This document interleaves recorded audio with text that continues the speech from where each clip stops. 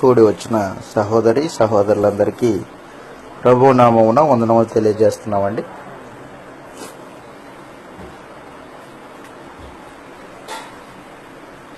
ఈ దినమున మనము ఒక ప్రాముఖ్యమైన సంగతిని నేర్చుకుంటాం. దేవుని వాక్యాన్ని ధ్యానించుకుంటాం.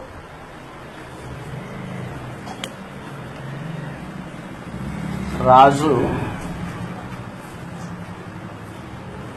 తన శాసనాన్ని మార్చగలడా?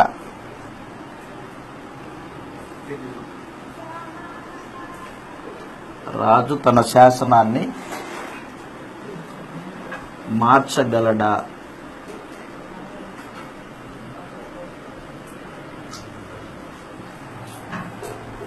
అనే సందేశాన్ని మనం ఇప్పుడు ఆలోచన చేయబోతాం.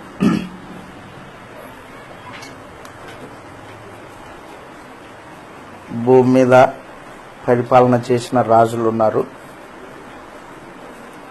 రాజు ఒక శాసనము, ఒక నియమము,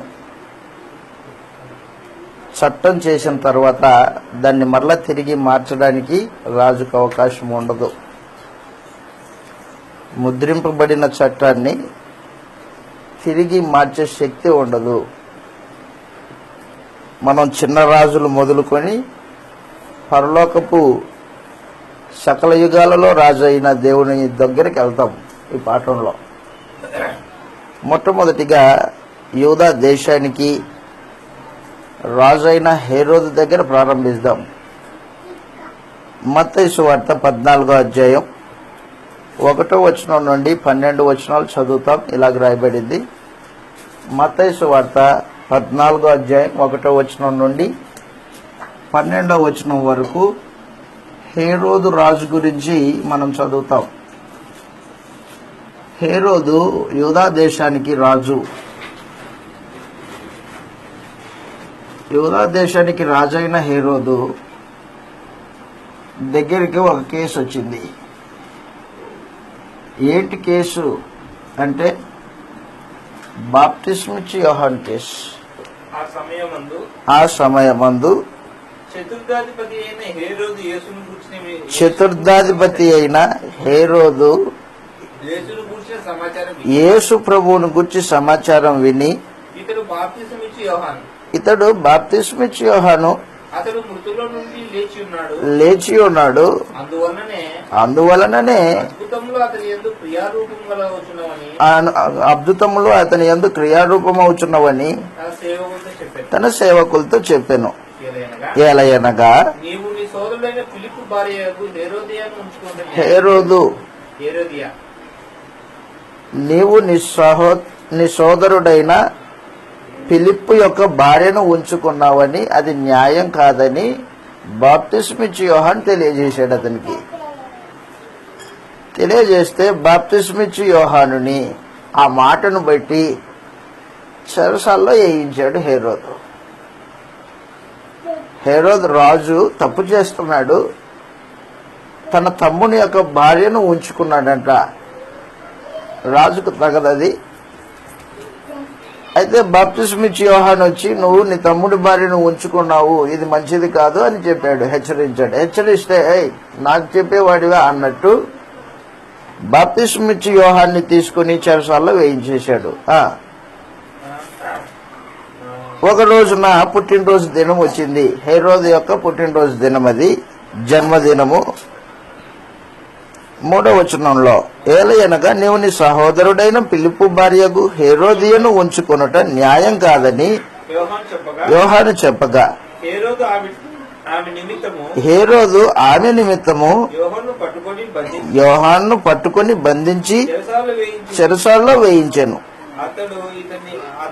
అతడు ఇతన్ని చంపగోరెను గాని జనసమూహము ఇతనిని ప్రవక్త అని ఎంచినందున వారికి భయపడెను. అయితే హేరోదు జన్మదినోత్సవం వచ్చినప్పుడు హేరోదియ కుమార్తె వారి మధ్య నాట్యమాడి హేరోదును సంతోషపరచెను. గనుక ఆమె ఏమడిగినా ఇస్తానని అతడు ప్రమాణపూర్వకంగా వాగ్దానం చేసెను. అందరి ముందు వాగ్దానం చేశాడు. ఒక చంటి బిడ్డ నాట్యమాడింది. హెరోదియ కుమార్తె నాట్యమాడి రాజును మెప్పించింది. రాజు హృదయ ఆనందంతో ఏం చేశాడంటే ఆమెకు ఒక వాగ్దానం చేశాడు. నువ్వేమడిగినా ఇస్తా అని వాగ్దానం చేశాడు. ఆ చిన్నది తన తల్లి చేత ప్రేరేపింపబడింది. హెరోదియ చేత ప్రేరేపింపబడి అప్పుడు ఆమె తన తల్లి చేత ప్రేరేపింపబడినదై బాప్తిసమిచ్చి యోహాను తలను ఇక్కడ పళ్ళెంలో పెట్టి నాకు అది కోరిక. బాప్తిసమిచ్చి యోహాను తల పల్లెల్లో తీసుకొని వచ్చి నాకు ఇయ్యాలా రాజా అని ఆ చిన్నది అడిగింది. రాజు బాప్తిసమిచ్చి యోహాను ప్రవక్త అని భయపడుతున్నాడు. మనుషులందరూ ఏమంటారో అని భయపడుతున్నాడు. అలాగని ఆ చిన్న బిడ్డకి అందరి ఎదురుగా ఇచ్చిన వాగ్దానాన్ని వెనక్కి తీసుకుంటాడా? వెనక్కి తీసుకోడు. మరి ఏం చేస్తాడు? ఇప్పుడు మాటేమో అందరి ముందు ఇచ్చా, నువ్వేమడిగినా నీకు తెచ్చిస్తాను అని ఆ చిన్నదానితో వాగ్దానం చేశా. ఆ చిన్నది తన తల్లి చేత ప్రేరేపింపబడింది. బాప్తిసమిచ్చి యోహాను తల తీసుకురావాలి అని కోరింది. హెరోదు రాజు తన మాట మార్చుకుంటాడా? అమ్మాయి ఇది కాదులే, ఇంకో కోరుకో అంటాడా? అండు. రాజు హోదాకి తగ్గింది కాదు అది. అలాగంటే తన అంతస్తుకి సింహాసనానికి తగ్గింది కాదు, మాట మార్చినట్లు అవుతుంది. రాజు తన హోదాలో ఉన్నప్పుడు ఏం మాట్లాడుతున్నాడో, ఏ వాగ్దానం చేస్తున్నాడో ముందుగా తెలిసి ఉండాలా. నోరు అదుపు లేకోకుండా మాట్లాడే రాజు కాదు. వాస్తవానికి మాట మీద నిలబడని రాజు కాదు. కాబట్టి ఏం చేశాడంటే హెరోదు వాగ్దానం చేశాడు కాబట్టి వెనక్కి తీసుకునే వాగ్దానం కాదది. సరే అన్నాడు. ఇంకా అంతే, వేరే ఏం లేదు. ఎవరక్కడ? బాప్తిసమిచ్చి యోహాను తల ప్లేట్లో పెట్టుకొని రా అన్నాడు. జన్మదినోత్సవమున, పుట్టినరోజు దినమున బాప్తిసమిచ్చి యోహాను తల కొట్టేసి తీసుకొని వచ్చి ఆ చిన్నదాన్ని చేతికి ఇచ్చేసాడు. ఆ చిన్నది నేరుగా తల తీసుకొని పోయి తన తల్లికి ఇచ్చింది. ఏం చేసుకుంటుంది? అదేమో టెంకాయ. నేను టెంకాయ నీళ్ళు తాగుదామని నీకు? టెంకాయ కాదు, పుర్రే, తలకాయ. కాబట్టి హెరోదు రాజు చిన్న రాజు, యూదా ప్రాంతానికి రాజు ఇతనే. ఇచ్చిన మాట కొరకు ప్రవక్త అనే భయపడిన వాడు ఇప్పుడు ప్రవక్త అనే భయం కూడా తీసేసి తల కొట్టించేసి ఆ చిన్నదానికి ఇచ్చేసాడు అన్నమాట. కాబట్టి ఒక రాజు, భూసంబంధమైన రాజు, ఒక ప్రాంతానికి, యూదా ప్రాంతం ఇంకొద్దిదే, ఆ యూదా ప్రాంతానికి రాజు హెరోదు. ఇచ్చిన మాటని నెరవేర్చుకోవడానికి బాప్తిసమిచ్చి యోహాను తల కొట్టించడం నిజానికి అతనికి ఇష్టం లేదు. ఇష్టం లేకపోయినా ఇచ్చిన మాట కొరకు తల కొట్టించేశాడు. చదవండి, అక్కడ రాయబడింది. తల్లి చేత ప్రేరేపింపబడింది. నాకు ఇప్పించమని అడిగాను. రాజు దుఃఖపడినను. అదన్నమాట తాను ఇచ్చిన మాట, ప్రమాణము నిమిత్తము, తనతో కూడా భోజనానికి కూర్చున్న వారి నిమిత్తమును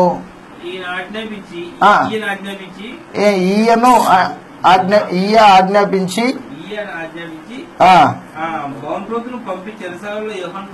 బంట్రోతును పంపించి చెరసాలలో తలగొట్టించాడు.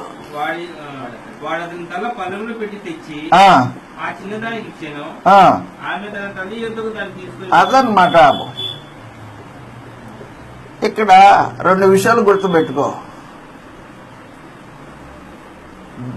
హెరోదు తను చేసిన వాగ్దానానికి బద్ధుడు. ఏం వాగ్దానం చేశాడో దానికి కట్టుబడి ఉంటాడు. ఇప్పుడు రాజు కట్టుబడి ఉండడానికి రెండు అంశాలు ఇక్కడ తెలియజేయబడ్డాయి. ఒకటి ప్రమాణాన్ని బట్టి అన్నాడు. ప్రమాణాన్ని బట్టి, నువ్వే అడిగినా ఇస్తాను అనే ప్రమాణాన్ని బట్టి. 2, ఆ ప్రమాణం ఎవరి ఎదుట చేశాడు? భోజనానికి కూర్చున్న వారు అందరి ఎదుట చేశాడు.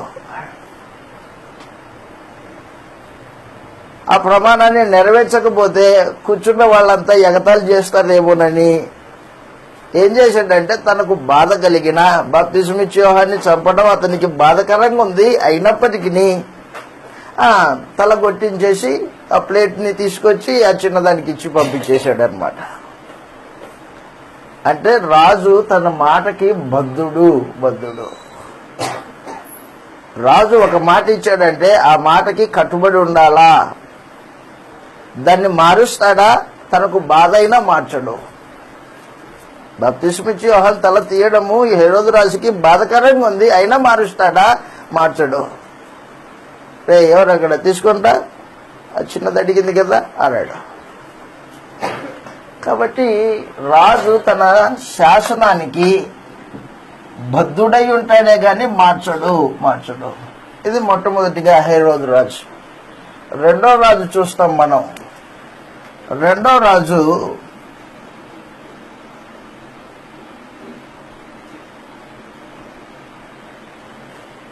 దానియేలు గ్రంథంలో మనం చదువుతాం. దానియేలు గ్రంథంలో 6వ అధ్యాయం. దానియేలు గ్రంథము 6వ అధ్యాయము 1వ వచనం నుండి అక్కడ ఒక రాజు కనిపిస్తాడు. దానియేలు గ్రంథము 6వ అధ్యాయం 1వ వచనంలో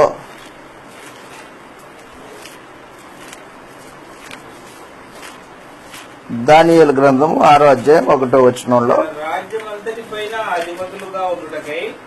తన రాజ్యమంతటి పైన అధిపతులుగా 6వ అధ్యాయం 1వ వచనం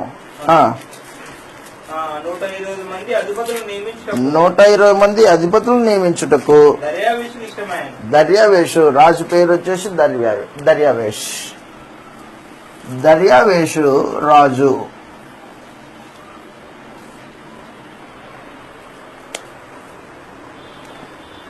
దర్యావేషు రాజుగా ఉన్న దినాల్లో దానియేలు అంటే బహుప్రేమ కలిగిన వాడు దర్యావేషు. రాజుకి దానియేలు అంటే ఇష్టం. ఎందుకంటే దానియేలు దేవుని ప్రవక్త. దానియేలు దేవుని మర్మములు సహితము చెప్పగలిగిన ఆత్మ కలిగిన వాడు. కాబట్టి ఏం చేశాడంటే దర్యావేషు 120 మంది సంస్థానాలు ఉన్నాయి. ఆ 120 సంస్థానాలన్నిటికీ అధిపతులు ఉన్నారు. వారందరిపైన 3 అధికారులు ఉన్నారు. ఆ 3 అధికారులు దానియేలు, షడ్రకు, మేషకు, అబేద్నెగో, 4. ఈ 4లో ముఖ్యుడైన వాడు దానియేలు. అదనమాట ఫస్ట్ ప్లేస్ దానియేలుకి ఇచ్చాడు. దానియేలు అంటే ప్రేమ కలిగిన వాడు దర్యావేష్. అది బబులోను సామ్రాజ్యం. అరే బబులోను సామ్రాజ్యంలో 120 మంది మేము బబులోను దేశానికి చెందిన వాళ్ళం. ఈ పరాయి దేశానికి చెందిన దానియేలు మా మీద అధికారి అయి ఉంటాడా అని ఈ 20 మంది ఆలోచన చేసుకుని దానియేలుని ఏదో విధంగా చంపించాలి అనే ఆలోచన పన్నాగం కుట్ర పన్నారు. కుట్ర పన్ని అతని ప్రవర్తన చూశారు. దానియేలు యొక్క ప్రవర్తన. దానియేలు ప్రవర్తనలో మనం ఏ అక్రమం కనుక్కోలేము. అతని ప్రవర్తన న్యాయబద్ధమైంది, క్రమంగా ఉంటాడు. కాబట్టి అతని ప్రవర్తనలో ఏది మనకి రాజు దగ్గర చెప్పుకోవడానికి, నేరం నెట్టడానికి అవకాశం లేదు. కాబట్టి ఏం చేస్తాం, అతని భక్తి విషయంలో చెబుదాం. ఏ దేవుడిని యందు విశ్వాసం ఉంచుతున్నాడో అతని భక్తి విషయమై మాట్లాడదాం. ఏం చేశారంటే ఈ కింద ఉన్న వాళ్ళు రాజు దగ్గరికి ఉత్సాహంగా వెళ్ళారు. ఏమి ఇంతమంది వచ్చాడు, ఏం పరిస్థితి? రాజా రాజా నువ్వు రాజు కదా? అవును నేను రాజునే. అయితే ఒక నెల పాటు ఎవరే గాని ఏ దేవునికే గాని ఏ విన్నపము చెప్పుకోకూడదు, ఏ ప్రార్థన చేయకూడదు. ఏవైనా ప్రార్థన విన్నపాలు ఏవైతే ఉంటే రాజు అయినా నీకే చెప్పుకోవాలా. ఒక నెల పాటు ఎవరైనా కానీ ఈ ఆజ్ఞను మీరి ప్రార్థన చేశాడు అనుకో దేవుళ్ళకి, అలాంటివన్నీ సింహభూమిలో వేస్తానని ఒక తాకీదు రాయి, ఒక శాసనం పుట్టించు అని రాజుని పొగిడి ఆ శాసనాన్ని రాయించి రాజు యొక్క ఉంగరంతో ఆ శాసనానికి ముద్రేశారు. శాసనం రాయబడింది. ఏమని శాసనము? ఒక నెలపాటు ఏ దేవునికే గాని ఏ ప్రార్థన విన్నపాలు చేయకూడదు, ఏమన్నా ఉంటే రాజుతోనే చెప్పుకోవాలా అని శాసనం రాసి రాజు యొక్క ఉగ్రతో ముద్రేశారు. రే దానియేలు దొరికిపోయాడు రా. ఇంకా ఎక్కడ తప్పించుకుంటాడు? ఇక ముమ్మారు ప్రార్థన చేసే జీవిత అనుభవం కలిగిన వాడు దానియేలు. ఉదయము, మధ్యాహ్నం 3 గంటలు నైవేద్య సమయము, సాయంత్రము మళ్ళా ప్రార్థన చేసుకునే జీవిత అనుభవం కలిగిన వాడు ప్రార్థన మానుకుంటాడా? శాసనం రాయబడింది కదా అని ఆ శాసనానికి కట్టుబడి దానియేలు ప్రార్థన మానుకుంటాడా? పరలోక దేవునికి ప్రార్థించడం మానుకోడు. శాసనం రాయబడితే రాయబడిని, నాకు అనవసరం, నేను నా దేవునికి ప్రార్థన చేస్తాను అని అతను ఏం చేశాడంటే మామూలుగా యథావిధిగా అలవాటుగా తను మేడగదిలోకి వెళ్తాడు. మేడగది యొక్క కిటికీ ఓపెన్ చేసి ఆ కిటికీ వైపు కన్నులెత్తి అక్కడ యెరూషలేము వైపు కన్నులు ఎత్తుకొని ప్రార్థన చేస్తాడు. ఆ విషయము రాజుకు చెప్పేశారు నేరుగా వెళ్ళి, రాజా దానియేలు అనేవాడు ఉన్నాడు, నువ్వు శాసనం చేసావని తెలిసి కూడా అతను ప్రార్థన చేస్తున్నాడు అని చెప్పేశాడు. అయ్యయ్యో, నా స్నేహితుడిని నేను ఇప్పుడు బోన్లో వేయాలా? బహు ప్రేమించాడు దానియేలుని. ఎవరు? దర్యావేష్. చదువు అక్కడ రాయబడింది 6వ అధ్యాయం 1వ వచనం నుండి. తన రాజ్యమంతటి పైన అధిపతులుగా ఉండుటకై 120 మంది అధిపతులను నియమించుటకు దర్యావేషుకి ఇష్టమాయెను. వారిపైన 3 ప్రధానులు నియమించును. ఆ ముగ్గురులో దానియేలు ముఖ్యుడు. రాజునకు నష్టం కలగకుండుటకై ఆ అధిపతులు తప్పకుండా లెక్క అప్పజెప్పవలనని ఆజ్ఞ ఇచ్చెను. అతి శ్రేష్టమైన బుద్ధి గలవాడై ప్రఖ్యాతి నొంది ఉండెను కనుక రాజ్యమంతటి మీద అతన్ని నియమింపవలనని రాజు ఉద్దేశించెను. రాజ్య పాలన విషయంలో ఏదైనా ఒక నింద మోపాలని తగిన హేతు కనిపెట్టుచూ ఉండిరి. గాని నమ్మకస్తుడై కాడు కనుక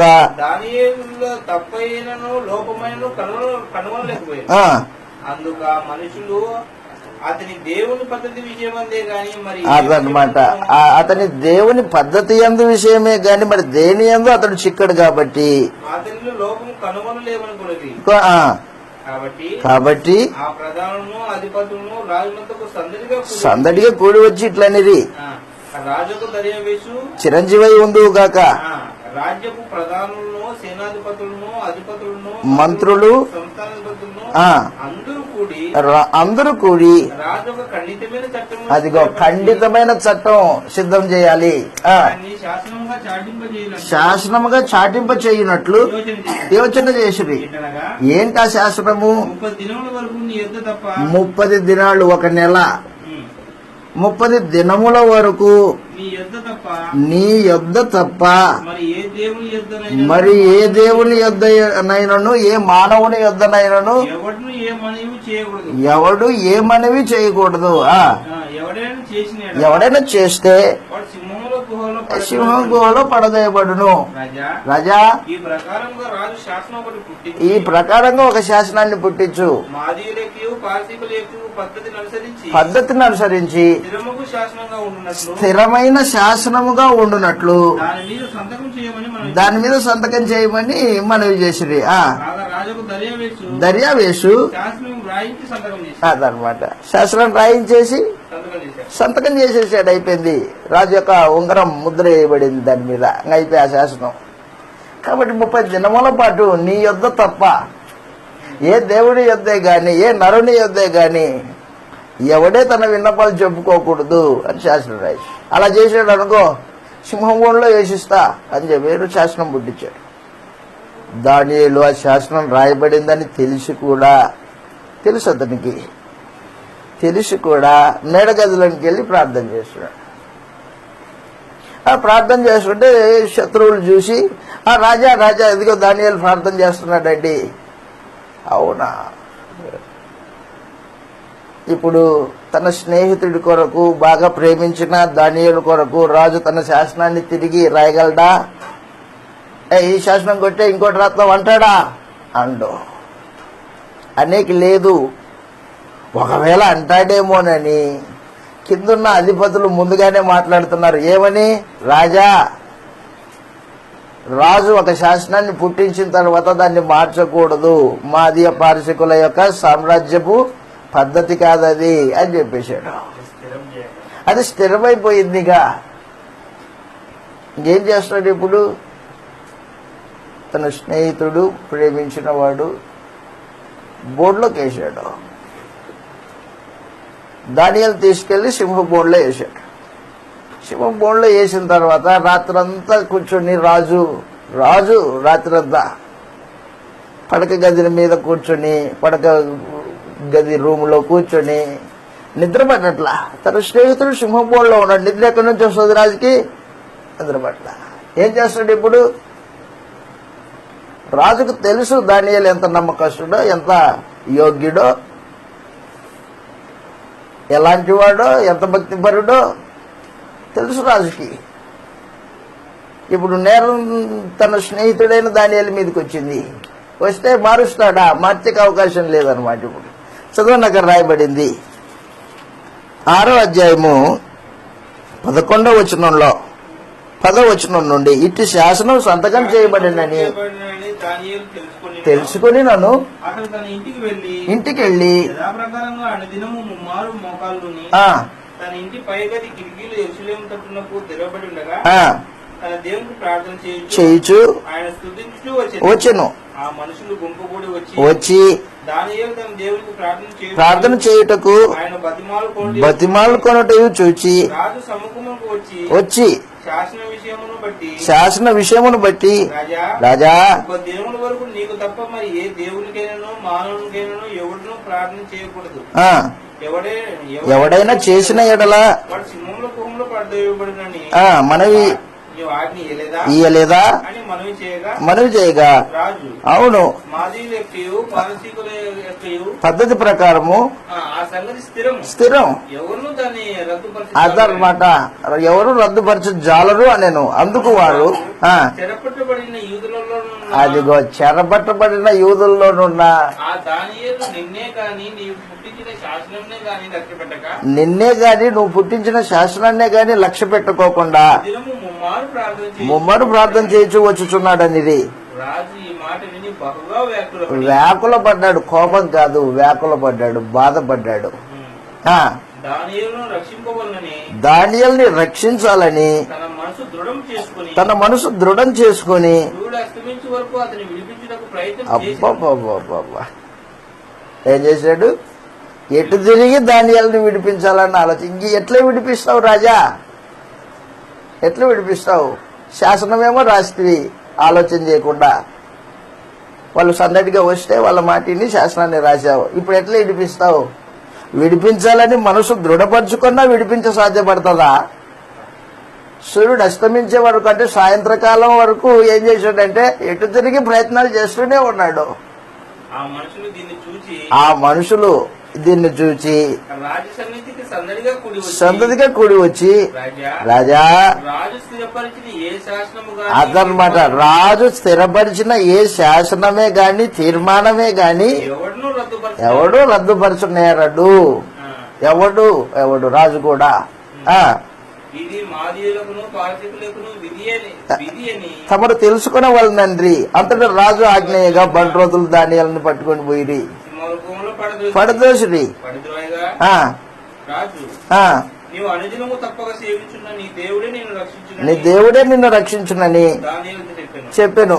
వారు ఒక రాయి తీసుకుని వచ్చి ఆ గుహ ద్వారమును వేసి దాన్ని మూసిరి. ఆ గుహ ద్వారమున వేసి మూసిరి. మరియు దానియేలు రాజు యొక్క తీర్మానం మారునేమో అని రాజు ముద్రను అతని అధికారుల ముద్రను వేసి దాన్ని ముద్రించిరి. అంతటా రాజు తన నగరకు వెళ్లి ఆ రాత్రి అంతా రాజు ఉపవాసం ఉన్నాడు చూడండి ఇక్కడ. ఆ రాత్రి అంతా రాజు ఉపవాసం ఉండి నాట్య వాయిద్యాలు జరగనీయలేదు. నిద్ర పట్టలేకపోయారు. తెల్లవారుజామునే ఇంకా చీకటి ఉండగానే వేగరమే రాజు లేచి సింహం గుహ దగ్గరికి వెళ్ళిపోయాడు. రాగానే దుఃఖ స్వరంతో దావీదుని పిలిచాడు. దానియేలుని పిలిచాడు. క్షమించండి, దానియేలుని పిలిచి జీవంగల దేవుని సేవకుడవైన దానియేలు, నీ దేవుడు నిన్ను రక్షించనా అన్నాడు. రాజు చిరంజీవగును గాక, జీవించును గాక. అదనమాట, నా దేవుని దృష్టికి అది సమాచారం. కాబట్టి దయతో గుర్తుపెట్టుకో. దర్యావేషు రాజు తాను చేసిన శాసనానికి బద్ధుడు. తనకి ఇష్టం లేకపోయినా దానియేలుని సింహబోన్లో వేయించాడు. కాపాడ ప్రయత్నం చేశాడు, కానీ కుదరలా. శాసనంకి బద్ధుడు అనమాట. తనకు తానే వ్యాకుల పడ్డాడు. తప్పించుకుంటాడా దానియేలుని? తప్పించుకోవడానికి లేదు. అంటే ఒక రాజు తన శాసనం చేస్తే దానికి బద్ధుడై ఉంటాడన్న సమాచారం నీ హృదయంలో అది స్థిరంగా ఉండని అలాగూ. మూడవ రాజు ఉన్నాడు.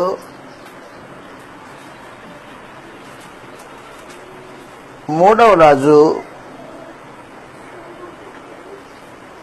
ఎస్తేరు గ్రంథం 3వ అధ్యాయం 8వ వచనంలో. ఎస్తేరు గ్రంథం 3వ అధ్యాయం 8వ వచనంలో అహష్వేరోషు. ఎస్తేరు గ్రంథం 3వ అధ్యాయం 8వ వచనంలో ఎస్తేరు గ్రంథము 3వ అధ్యాయం 8వ వచనం నుండి చదువుతాం. మరొక సందర్భాన్ని చూస్తాం, మరొక రాజుని చూస్తాం. బబులోను చెర తర్వాత రాజు ఇతను. ఎస్తేరు 3వ అధ్యాయం 8వ వచనం నుండి. ఆ రోజున ఏం జరిగిందంటే యూదుల మీద కుట్ర జరుగుతోంది. యూదా జాతిని భూమి మీద లేకోకుండా ఎత్తివేయాలన్న ఆలోచన అపవాదిది. అపవాది యొక్క పన్నాగాన్ని అపవాది సంబంధి అయిన వానికి అతని హృదయంలో పుట్టించింది. ఎస్తేరు గ్రంథం 3వ అధ్యాయం 8వ వచనంలో అంతటా హామాను అనేవాడు దుష్టుడు, అహష్వేరోషు రాజు అన్నమాట. అహష్వేరోషు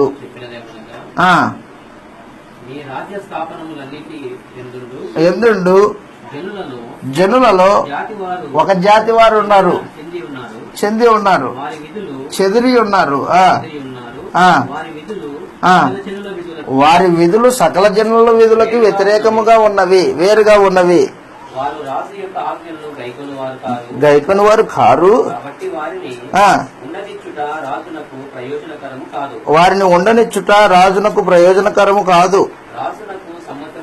రాజునకు సమ్మతమైతే వారు హతం చేయుటకు ఆ పని చేయువాని రాశి యొక్క ఖజానాలో ఉమ్. ఉంచుటకు ఉమ్. తూచి అప్పగించినట్లును చట్టము పుట్టించు. చట్టం ఒక చట్టం పుట్టింది. ఏంటి చట్టం? యూదా జాతిని సమూలంగా నాశనం చేసి, అలా నాశనం చేసిన వానికి కానుక ఇవ్వాలని ముందుగానే శాసనం పుట్టించాడు. ఆ రోజు ఎప్పుడో కూడా డేట్ కూడా ఏర్పాటు చేశారు. ఏ రోజున చంపబడాలి అనేది కూడా ముందుగానే శాసనం చేశారు అనమాట. చదువు అక్కడ రాయబడింది 10వ వచనంలో. చేతి ఉంగరం తీసి రాజు తన చేతి ఉంగరం తీసి దానిని హమ్మోదాతు కుమారుడైన అగాగీయుడగు హామానునకిచ్చి ఆ వెండిని ఇయ్యబడి ఉన్నది, దృష్టికి ఏది అనుకూలమో అది జరిగించుటకు జనులను చేయునట్లుగా ఆ, నీకు అప్పగింపబడి ఉన్నారని రాజు సెలవిచ్చను. అదనమాట. ఏం చేశాడు? రాజు ఉంగరాన్ని తీసుకొని పోయి ఆ శాసనాన్ని పుట్టించడం, ఆ శాసనానికి ముద్ర వేసేసాడు అనమాట. అయిపోయింది.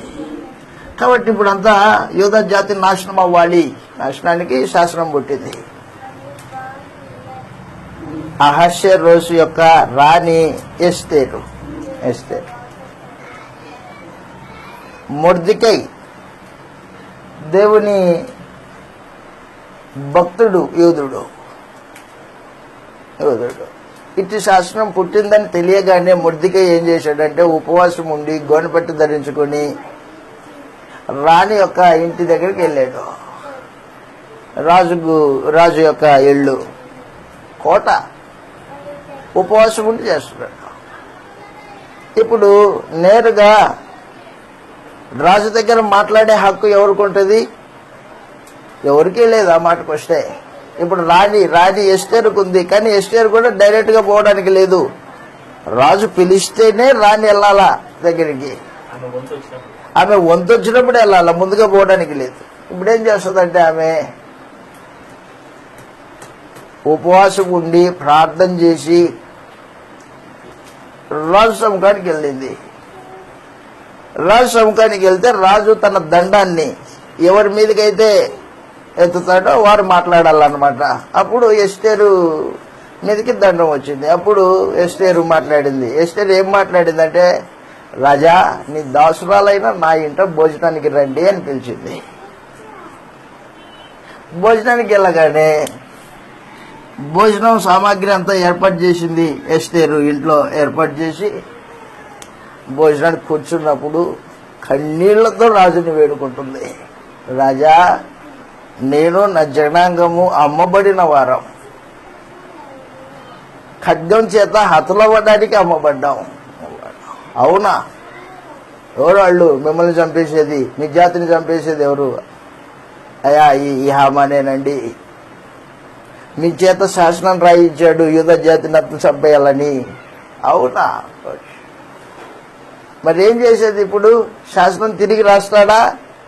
ఎస్టర్ యొక్క కన్నీళ్లను చూసి అయ్యో నా భార్య ఏడుస్తుందే అని రాజు రాణి యొక్క కన్నీళ్లను చూసి శాసనాన్ని మారుస్తాడా? మార్చడానికి లేదు.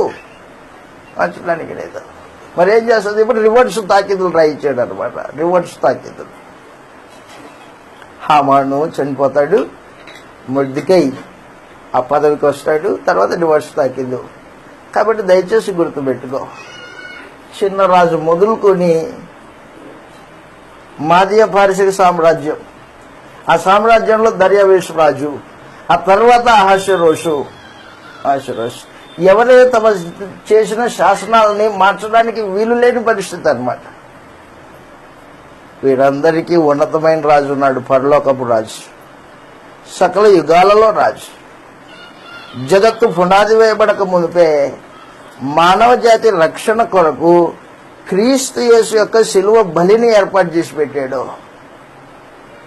క్రీస్తు యొక్క బలి, ఆయన్ని శిలువకు అప్పగించాలా, నలగగొట్టాలా, మానవ జాతి పాపముల కొరకు ఆయన్ని నలగగొట్టాలి అని దేవుడు ముందుగానే క్రీస్తుని గురించి శాసనం రాశాడు. ఆ శాసనమే మనం చదివింది లూకా సువార్త 22వ అధ్యాయంలో. మొదటిగా పేతురు గారు రాసిన మొదటి పత్రిక, క్రీస్తును గూర్చి దేవుడు రాసిన శాసనం. క్రీస్తును గూర్చి దేవుడు రాసిన శాసనం. ఇక మీదట దీన్ని మార్చేయన్నా.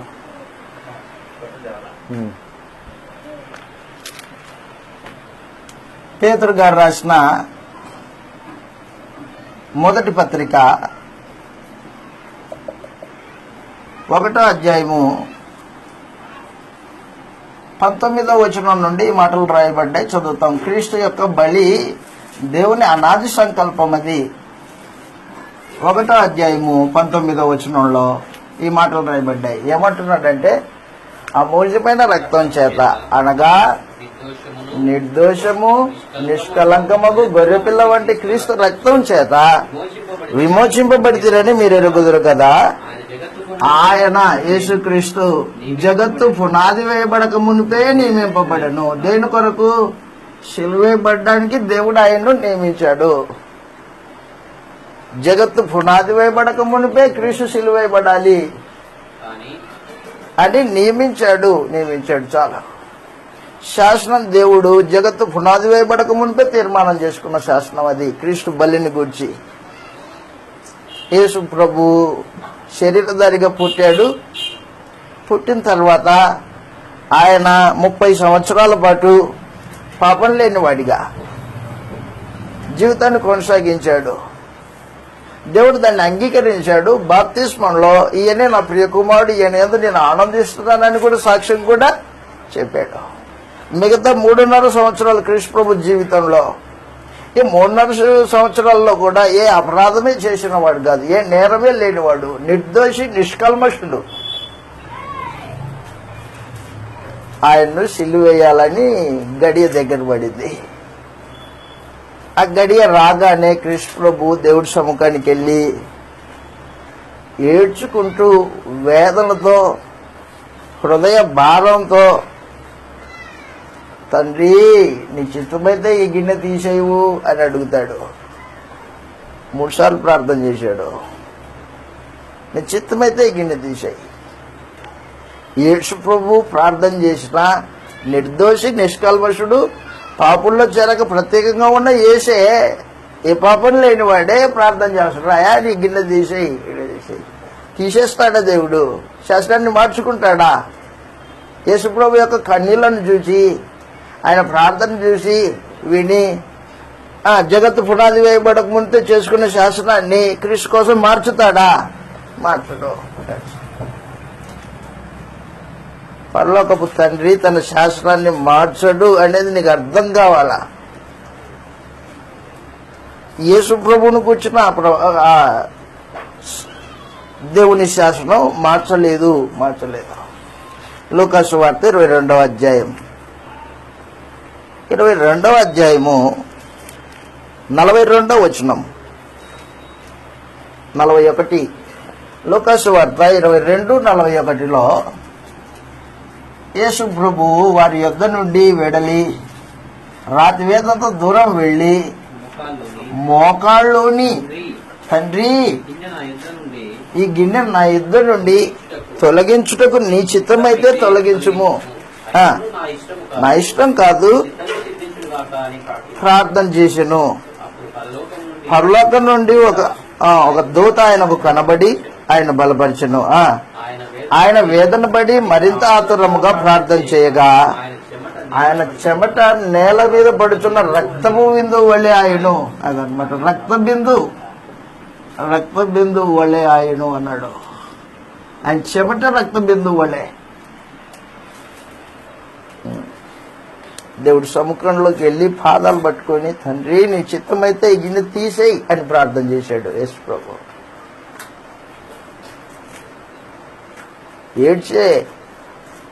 ఏడ్చి గీ పెట్టుకున్నాడు. మహారోదన కన్నీళ్లు దేవుడి సముఖంలో. అయితే మారుస్తాడా దేవుడు?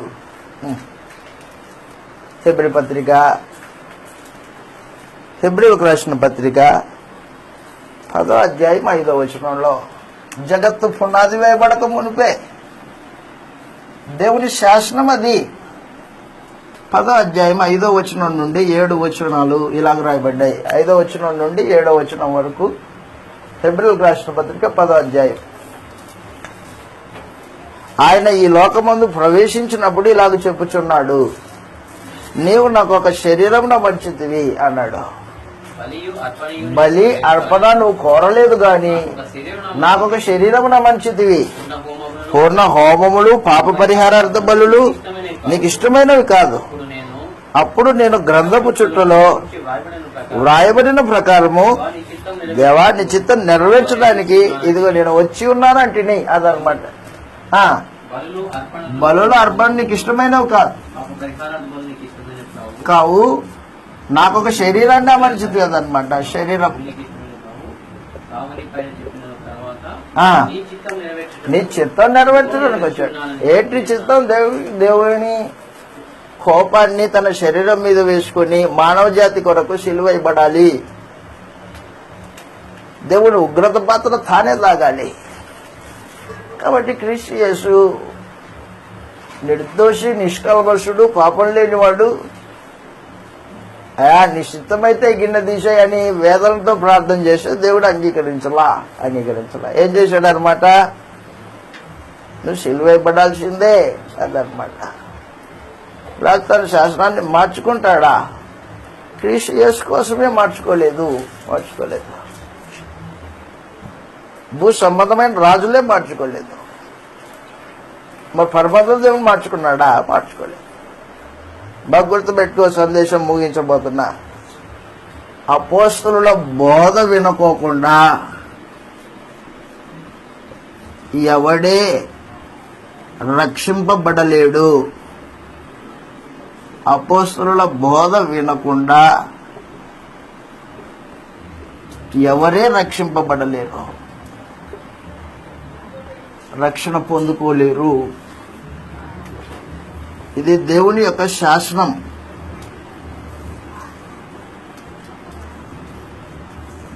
ఏ బోధ పడితే ఆ బోధ విని మనుషుడు విశ్వాసం ఉంచి నేను దేవుని బిడ్డనే అంటే వాడు మోసం చేసుకుంటున్నాడు. గుర్తుపెట్టుకో. అపోస్తలులు చెప్పనిది, అపోస్తలులు చేయనిది నువ్వు ఏం చేసినా కూడా శిక్షార్హమైనదే. అపోస్తలుల బోధ దేవుని అనాది సంకల్పం. ఆ బోధ యందే మనుషులు విశ్వాసం ఉంచి రక్షింపబడాలని దేవుడు అనాదిలో సంకల్పించుకున్నాడు. ఆ సంకల్పానికి విరోధంగా ఎవడు రక్షింపబడడానికి అవకాశం లేనంతగా శాసనాన్ని రాసేశాడు ఆయన. కానీ ఈ రోజున రకరకాల బోధలు. యేసుప్రభుని నమ్ముకో నీకు ఉద్యోగం వస్తుంది, యేసుప్రభుని నమ్ముకో నీ ఇల్లు ఉప్పొంగుతుంది, యేసుప్రభుని నమ్ముకో నీ రోగం పోతుంది, నీ క్యాన్సర్ పోతుంది. భౌతికమైన రోగాలు, క్యాన్సర్లు భౌతికమైన వాటి కోసమే ఆలోచనే. కానీ యేసుప్రభుని నమ్ముకుంటే నిత్య జీవం వస్తుంది, నీ పాపాలు క్షమింపబడతాయి. అపోస్తలుల బోధ లేదు ఈ రోజున మనుషుల మధ్యలో. అపోస్తలుల బోధ వినుకోకుండా మనుషులు నీళ్ళల్లో మునిగి సంఘమని కూర్చొని 10 మంది జతయి మేము కూడా సంఘమే అంటాడు. తనకి ఇష్టం వచ్చిన పేరు పెట్టుకొని, ఇష్టం వచ్చిన పేర్లు. హెబ్రోన్ అంటాడు, బెతెస్దా అంటాడు, బెతానియా అంటాడు, సియోన్ అంటాడు. రకరకాల పేర్లు. ఎవడు పెట్టాడు ఇవన్నీ? అపోస్తలుల బోధకు విరోధంగా జరుగుతున్న కార్యక్రమాలు అనమాట. దేవుడు ఏర్పాటు చేసిందేమో క్రీస్తు సంఘం. అపోస్తలుల బోధ వినిన వారు, యేసుని రాజుగా అంగీకరించి బాప్తిసం పొందిన వారు సంఘము. అపోస్తలుల బోధకు విరోధంగా మాట్లాడే ప్రతివాడు శాపగ్రస్తుడే. కానీ ఈ రోజున మనుషుడు ఎంత భక్తి చేస్తున్నాడు చూడండి. 3 రోజుల క్రితం అంట, 3 రోజుల క్రితం ఏం జరిగింది? శుభ శుక్రవారం, గుడ్ ఫ్రైడే అంతా ఏడ్చారు. సమాధుల దగ్గరికి వెళ్ళి ఏడ్చాడంట. ఈరోజు ఆదివారం, యేసుప్రభు పునరుత్థాన దినం, రంగులు చల్లుకుంటున్నాడు. యేసు తిరిగి లేచాడు, గీతం జై జై గీతం. రైట్. అంటే మనుషుడు ఏం చేస్తున్నాడో ఏం అర్థం కావట్లేదు మనుషుడికి. భక్తి అనుకుంటున్నాడు అది. అపోస్తలులు ఎప్పుడైనా గుడ్ ఫ్రైడే చేశారా? అపోస్తలులు ఎప్పుడైనా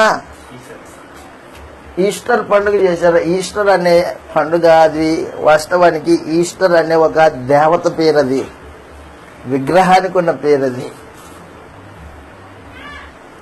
రోమన్ కేథలిక్ వాళ్ళు క్రైస్తవ్యాన్ని అలాగనే వారి దేవతల్ని కలగలిపి పుట్టించిన పండుగ ఈస్టర్. అది మీకు మనుషులకు తెలిస్తే కదా హ్యాపీ ఈస్టర్ అంటాడు. ఏంది ఈస్టర్ అంటే తెలియకోకుండా మాట్లాడతాడు. గుర్తుపెట్టుకో, వాడి సంగతి వదిలేద్దాం. ఒకటి అపోస్తలుల బోధ వినుకోకుండా ఎవరే రక్షణ పొందలేరు, ఎవరే రక్షణ పొందుకోలేరు. నువ్వు ఎంత భక్తిపరుడువైనా, నువ్వు ఎంత దాన ధర్మ కార్యక్రమాలు చేసినా, ఎంత కొండలు పెగిలించగల విశ్వాసం ఉన్నా అపోస్తలుల బోధ వినుకోకుండా రక్షణ లేదు. గుర్తుపెట్టుకో. 2, అపోస్తలులు చేయని కార్యక్రమాలు చేసినా రక్షణ ఉండదు.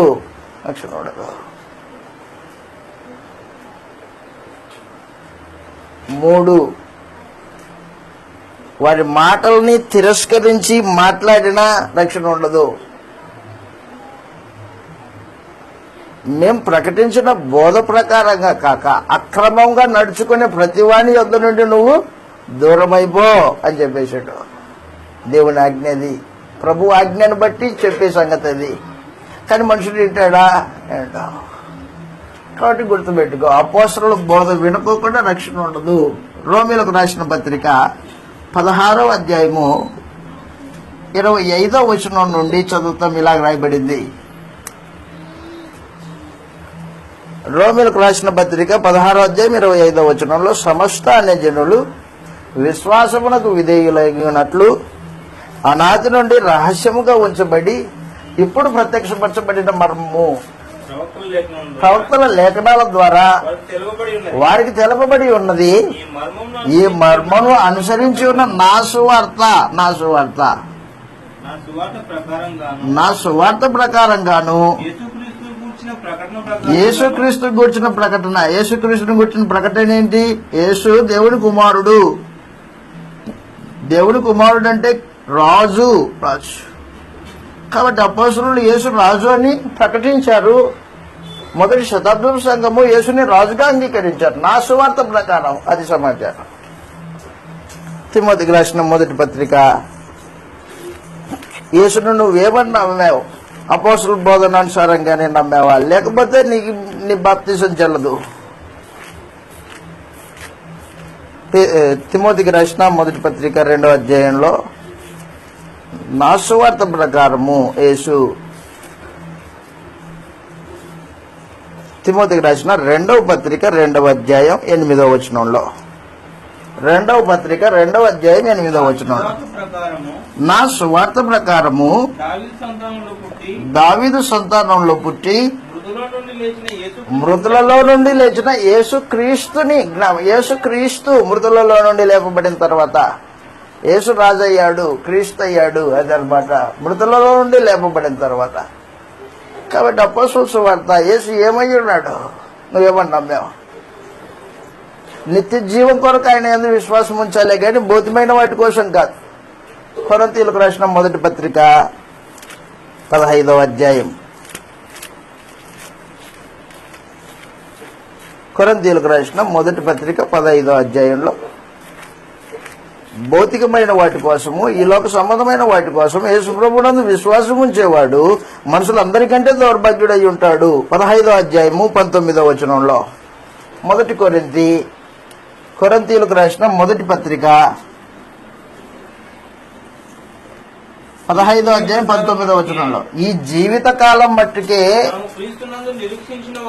క్రీస్తునందు నిరీక్షించిన వారమైన ఎడల మనుషులందరికంటే దౌర్భాగ్యులై ఉంటారు. నిత్య జీవం కొరకు ఆయన యందు విశ్వాసం ఉంచాలే కానీ ఈ జీవిత కాలం మట్టుకే కాదు, తర్వాత కూడా.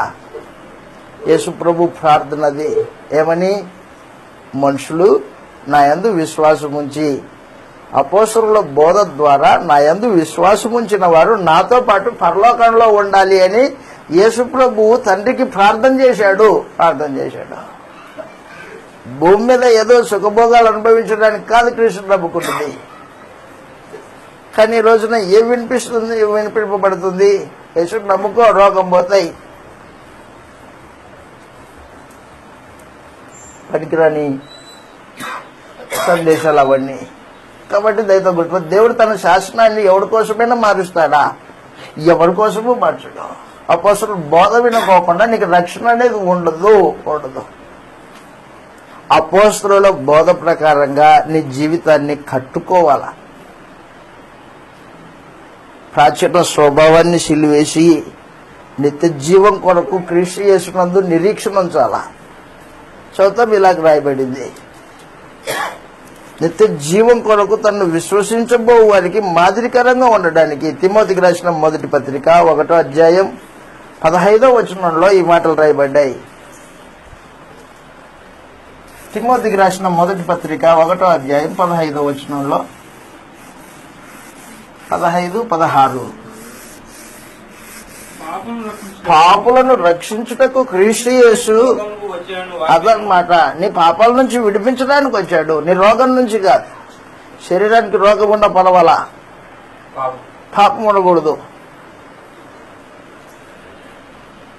పాపులను రక్షించుటకు క్రీస్తు యేసు ఈ లోకానికి వచ్చిన వాక్యము నమ్మదగినది, పూర్ణ అంగీకారమునకు యోగ్యమునై ఉన్నది. అట్టి వారిలో నేను ప్రధానుడను అయినను అదిగో నిత్య జీవం కొరకు యేసు ప్రభునందు విశ్వాసం ఉంచాలా. నిత్య జీవం కొరకు తన్ను విశ్వసింపబో వారికి మాదిరికరంగా ఉండడానికి క్రీస్తు ప్రభు నన్ను కనికరించాడు. నిత్య జీవం నిమిత్తము తను మాదిరిగా ఉండులాగున పూర్ణమైన దీర్ఘశాంతముతో ఆ ప్రధాన పాపి నా ఎందుకు కనికరపడ్డాడు. చాలు. కాబట్టి నిత్య జీవం కొరకు యేసు ప్రభునందు విశ్వాసం, అపోస్తలుల బోధ.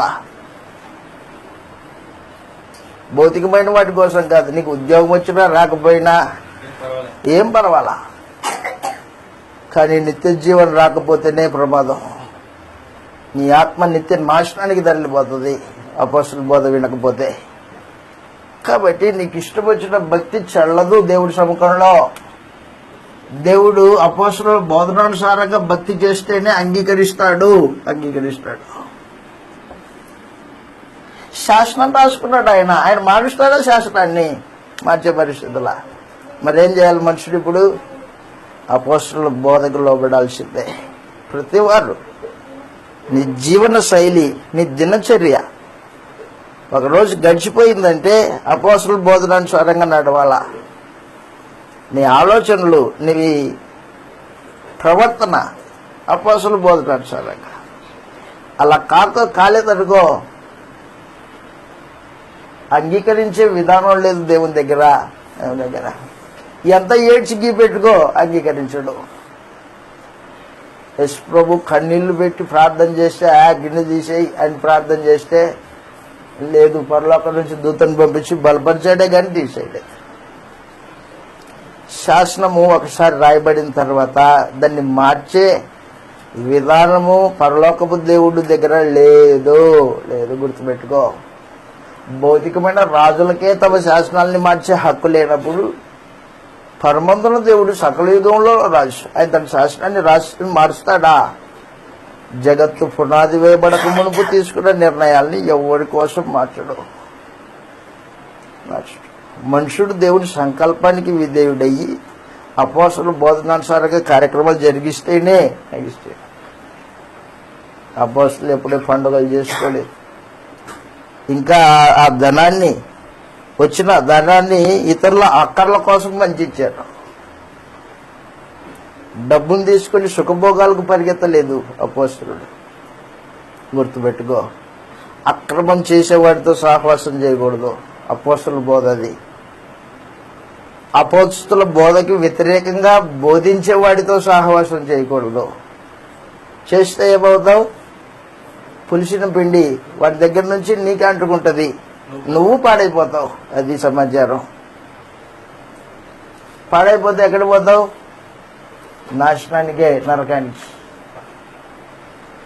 కాబట్టి అపోస్తలుల బోధ యందు విశ్వాసం ఉంచిన వారిని దేవుడు ఏం చేశాడంటే గొర్రెపిల్ల యొక్క జీవ గ్రంథంలో పేరు రాసుకున్నాడు. గొర్రెపిల్ల యొక్క జీవ గ్రంథం. అపోస్తలుల బోధకు విధేయులైన వారిని గొర్రెపిల్ల యొక్క జీవ గ్రంథంలో పేర్లు రాసుకున్నాడు. రేపొద్దున నీ పేరు దాంట్లో ఉంటేనే సరాసరి, లేకపోతే అపవాదికి వాడికి సిద్ధం చేసిన నిత్యాగ్ని దండానికి పోవాల్సిందే. దాంట్లో మరలా మార్చుకునేది ఏమి ఉండదు. ప్రకటన గ్రంథంలో ఈ మాటలు రాయబడ్డాయి.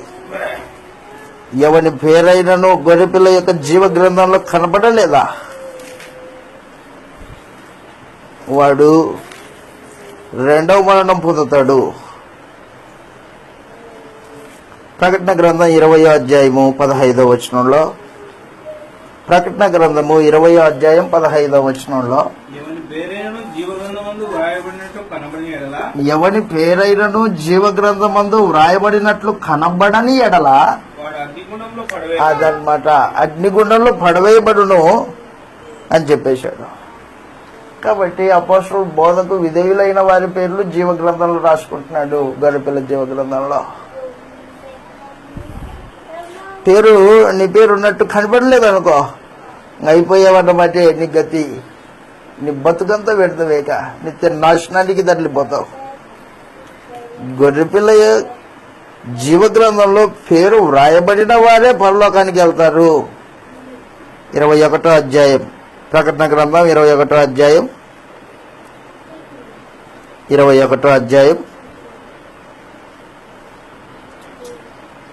25 నుంచి చదువుతాం.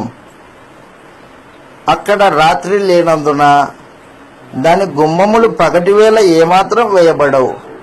జనములు తమ మహిమను ఘనతను దానిలోనికి తీసుకొస్తారు.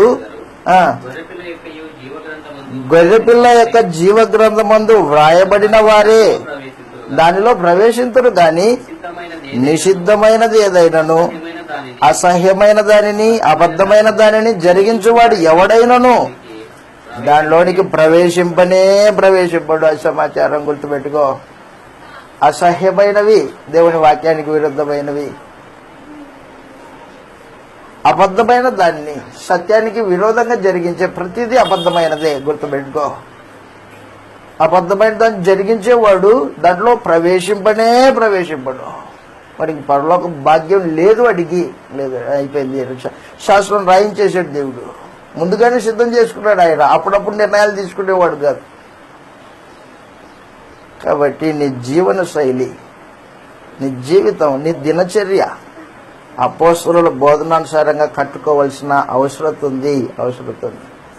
ఎప్పుడైతే నువ్వు అపోస్తలుల బోధనానుసారంగా నీ జీవితాన్ని కట్టుకుంటావో, లేఖనానుసారంగా నిన్ను నీవు మలుసుకుంటావో, అప్పుడు యేసు ప్రభు చేసిన ప్రార్థన నీ విషయమై నెరవేరుతుంది.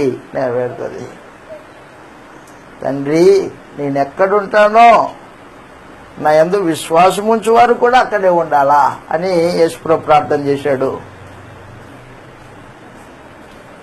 అంతేగాని క్రైస్తవ్యం అనేది మతం కాదు, ఆచారబద్ధమైనది కాదు. ఇది లోక మతాల్లాంటిది కాదు ఇది. కానీ మనుషుడు ఏం చేస్తాడంటే ఆచారబద్ధంగా చేస్తాడు, హృదయం లేకుండా చేస్తున్నాడు. నువ్వు ఎక్కడ కూర్చున్నావో, ఏం చేస్తున్నావో, ఏ బోధ వింటున్నావో, నీ దినచర్య ఎలాగుందో, నీ జీవన శైలి ఎలాగుందో పరీక్షించుకుంటూ ఏ రోజుకి ఆ రోజు అపోస్తలుల బోధకి అనుకూలంగా జీవితాన్ని మలుసుకోవడం అనేది ప్రాముఖ్యమైన సమాచారం. ఈరోజు అయిపోయింది, మళ్ళా రేపు ఆదివారము మళ్ళీ వస్తుంది, ఇలాగ రోజులు గడుచుకుంటూ పోయేది కాదు. ఇది జీవితాన్ని ఆగి చూసుకొని దేవుడి శాస్త్రానికి సంపూర్ణంగా లోబడి, అపోస్తలుల బోధకు హృదయపూర్వకంగా లోబడి, గొర్రెపిల్ల జీవ గ్రంథంలో పేరు రాయబడి దానికి తగినట్టు జీవిత విధానం, న్యాయంగా, నీతిగా, యథార్థంగా, నిస్వార్థమైన జీవితాన్ని, ఈ లోకం నాది కాదు అన్నట్టు పరదేశంలో యాత్రికులు అనే భావనతో జీవితాన్ని కొనసాగించవలసిన అవసరం ఉంది. అలా శాసనం చేశాడు ఆయన. కాబట్టి ఆ రీతిగా మీరు ఆలోచన చేయవాలని ప్రేమతో మనవి చేస్తూ, దేవుడు నీ భక్తిని చూసి తన శాసనాన్ని మార్చుకునేవాడు కాదు. ఆయన శాసనం ప్రకారంగా నువ్వు ఉన్నావో లేదో చూసి నిన్ను అంగీకరిస్తాడు. లేకపోతే కొట్టేస్తాడు అంతే. పేరు లేదు కదా, పేరు లేకపోతే అగ్నిగుండమే గతి. అదనమాట. పేరుందా, అయా ఉందండి. అయితే క్రీస్తు ప్రభుతో పాటు మహిమ పొందే అవకాశం. యోహాను సువార్త 17వ అధ్యాయం, ఆ మాట చూడండి, ముగించుకుంటాం. యోహాను సువార్త 17వ అధ్యాయం 24వ వచనంలో క్రీస్తు ప్రభు యొక్క ప్రార్థన. అపోస్తలుల బోధ విని విశ్వాసం ఉంచిన వారు తండ్రి తనతో పాటు పరలోకంలో ఉండాలని కోరుకున్నాడు. దేవుని కోరుకున్నాడు యేసు ప్రభు. యోహాను సువార్త 17వ అధ్యాయం 24వ వచనంలో తండ్రి నేను ఎక్కడ ఉందునో అక్కడ నీవు నాకు అనుగ్రహించిన వారును నాతో కూడా ఉండాలని నీవు నాకు అనుగ్రహించిన మహిమను నా మహిమను వారును చూడవలనని అదనమాట. కాబట్టి క్రీస్తుతో పాటు మహిమ పొంది క్రీస్తు మహిమలో జీవితాన్ని కొనసాగించే గొప్ప భాగ్యం ఉంది. ఎవరికది? దేవుని శాసనానికి లోబడిన వారికి, వాక్యానికి లోబడిన వారికి, కొత్త నిబంధనకు విధేయులైన వారికి, అపోస్తలుల బోధలో నడుచుకున్న వారికి. అంతేగాని ఎవరికి పడితే వాడికి కాదు. గుర్తుపెట్టుకో. మనమేమంటామంటే బైబిల్ పట్టుకున్న ప్రతివాడు భక్తిపరుడు అనుకుంటాం. భక్తి పాడు కాదు. అపోస్తలుల బోధే ఎరుగడు వాడు. అలాంటి వాడికి ఏ భక్తి ఉంటుంది? దేవుడు ఏమి అంగీకరిస్తాడు? అపోస్తలుల బోధ దేవుడి శాసనం అనమాట. అది ఆ శాసనాన్ని మార్చుతాడా దేవుడు? దేవుడే మార్చడు. నువ్వే మార్చుకోవాలని జీవితాన్ని, నీ ప్రవర్తన అపోస్తలుల బోధకు అనుకూలంగా. కాబట్టి ఆ రీతిగా ఆలోచన చేయవలనని జీవితాన్ని ఆలోచన చేసుకుని సంకల్పాన్ని గౌరవించి సంకల్పం ప్రకారంగా క్రైస్తవ జీవిత విధానాన్ని గడపవలనని ప్రేమతో మనవి చేస్తూ ఈ మాటలు ముగించేస్తున్నాను. మీ అందరికీ వందనాలు.